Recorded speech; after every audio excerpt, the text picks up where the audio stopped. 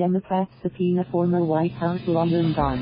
Washington House Judiciary Committee Chairman Gerald Nadler on Monday subpoenaed former White House counsel John McGahn for testimony following the special counsel's report that said McGahn refused President Donald Trump's request to curb or cut off the Russia investigation. The New York Democrat announced his court action to compel McGahn to testify before the panel and provide documents. According to special counsel Robert Mueller's report, McGahn was among the Trump aides who effectively halted the president's efforts to influence the investigation, rebutting his demand to set Mueller's firing in motion. The special counsel's report, even in redacted form, outlines substantial evidence that President Trump engaged in obstruction and other abuses, Nadler said in a statement. It now falls to Congress to determine for itself the full scope of the misconduct and to decide what steps to take in the exercise of our duties of oversight, legislation and constitutional accountability. The subpoena angers Republicans even as it functioned as a reassurance to impatient Democrats who have called for Trump's impeachment. Nadler released the statement and the subpoena as House Speaker Nancy Pelosi in a conference call urged rank and file Democrats to let the investigative process establish facts before talking up impeachment. Rex. Chuck Collins of Georgia, the top Republican on the Judiciary panel, pointed out that McGahn sat for 30 hours of interviews with Mueller and said Nadler was asking for some items that he knows cannot be produced. McGahn was a vital witness for Mueller, recounting the president's outrage over the investigation and his efforts to curtail it. He described, for instance, being called at home by the president on the night of June 17, 2017, and directed to call the Justice Department and say that Mueller had conflicts of interest and should be removed. McGahn declined the command, deciding that he would resign rather than trigger what he regarded as a potential Saturday night massacre, the Mueller report said. Once that episode became public in the news media, the president demanded that McGahn dispute the reports and asked him why he had told Mueller about it and why he had taken notes of their conversations. McGahn refused to back down, the report said. Nadler's announcement came as he joined Pelosi on a conference call with rank and file Democrats for the first caucus-wide discussion of the Mueller report since it was released on Thursday.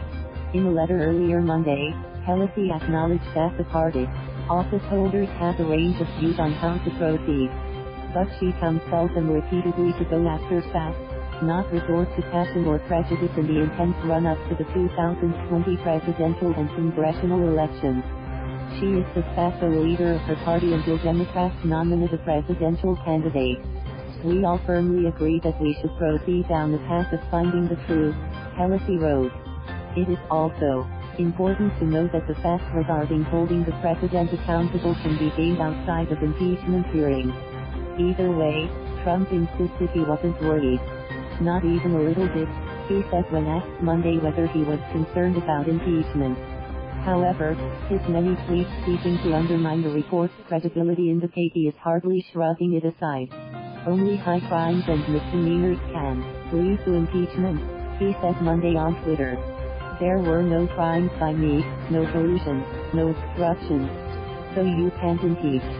It was the Democrats that committed the crimes, not your Republican president. We must show the American people we are proceeding free from passion or prejudice, strictly on the presentation of facts, she wrote. She added, whether currently invisible or not, it is clear that the president has, at a minimum, engaged in highly unethical and unscrupulous behavior which does not bring honor to the office he holds. A series of hearings and investigations, particularly in the Democrat-controlled House, is likely to keep in public and flattering details about Trump's behavior provided both by the report and by his former legal fixer, Michael Cohen. Congressional panels are demanding the unredacted version of the Mueller report and its underlying material gathered from the investigation. Attorney General William Barr is expected to testify in the House and Senate next week. And House Judiciary Committee Chairman Gerald Nadler, D-M.Y. has summoned Mueller to testify next month, though no date has been set. Mueller's report last week described in vivid detail episodes in which Trump is said to have dispatched allies to fire Mueller, shut down his investigation and lie. The strength of the findings tipped off a struggle among Democrats over what to do now: show restraint and investigate, or try to impeach. Senator Elizabeth Warren of Massachusetts and Julian Castro, a former Housing and Urban Development Secretary, are for impeachment proceedings. Other Democratic candidates, including Sen. Cory Booker of New Jersey and Kamala Harris of California, have suggested it is too soon.